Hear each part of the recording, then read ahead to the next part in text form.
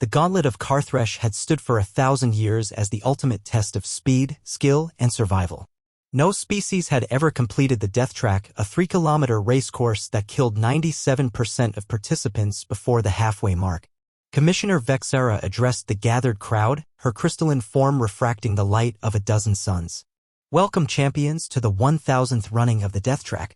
As always, completion is impossible. The prize of 1 billion credits and governorship of the Helios system remains unclaimed. The contestants lined up: a Velocian racer whose species could reach Mach 2 on foot, a cybernetically enhanced Karathi with predictive reflexes, a phantom from the void worlds who could phase through solid matter. 23 of the galaxy's finest athletes, each the pinnacle of their species' evolution. And one human named Jake Morrison wearing what appeared to be casual clothes and eating a sandwich. Is the human touched in the head?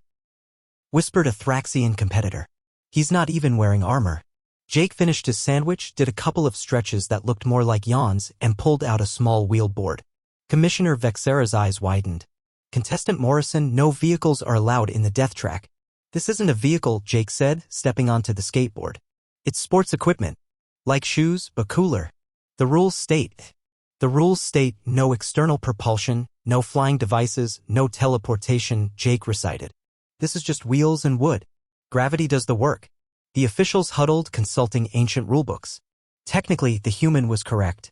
The skateboard had no engine, no power source. It was barely more complex than footwear. Very well, Vexera announced reluctantly.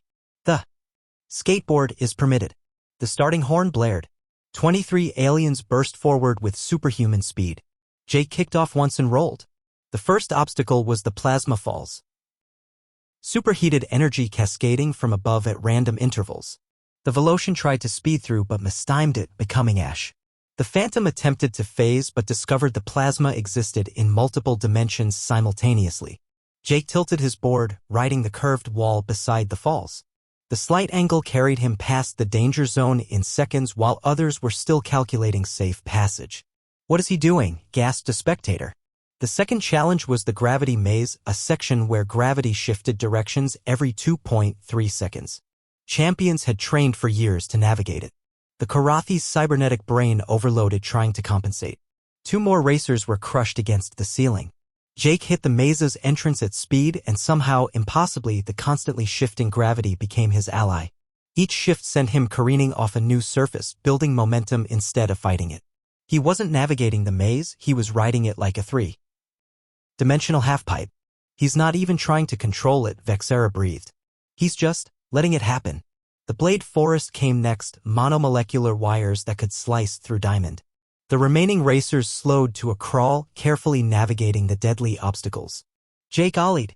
His board left the ground, sailing over the entire forest in a perfect arc. He landed on the other side, casual as someone stepping off a bus. The crowd fell silent. This wasn't possible. The human wasn't using superhuman reflexes or advanced technology. He was using momentum? Physics? Sheer audacious stupidity?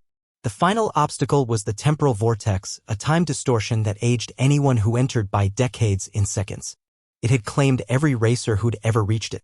The surviving Phantom tried to phase through but emerged aged to dust. Jake hit the vortex at maximum velocity. The temporal field caught him, began its deadly aging process. And he was already through. Time dilation, the science officer gasped. At his speed, he experienced less subjective time. The field only aged him 37 minutes. Jake rolled across the finish line exactly 32 seconds after starting. He kicked his board up, caught it, and looked around at the empty track behind him. So, did I win? The stadium erupted. Officials scrambled for rulebooks. Vexera's form flickered through 17 different colors of disbelief. You conquered the Death Track, she said slowly, with a piece of wood and wheels. And gravity, Jake added helpfully. Gravity did most of the work. I just pointed it in the right direction. But how? The greatest champions in the galaxy have died attempting this. Jake shrugged. They were trying to beat the track. I just wanted to ride it. There's a difference. As news spread across the galaxy, thousands of aliens began studying human extreme sports. They discovered humans had been doing this for centuries. Taking deadly situations and turning them into recreation. Surfing tsunami-height waves. Jumping out of functional aircraft. Sliding down mountains on sticks. The Death Track was quietly retired. Not because Jake had beaten it, but because within a month, 17 other humans had shown up with increasingly ridiculous equipment. One brought something called a pogo stick. Another arrived with just a large piece of cardboard and confidence.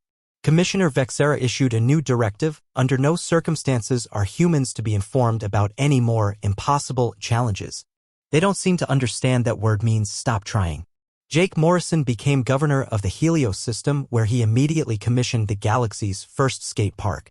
The inscription on the entrance read, "Gravity is not your enemy. It's just misunderstood." The Death Track now serves as a tourist attraction where humans regularly break the laws of physics for fun. The gift shop sells t-shirts that read, "My species conquered death through EVOL."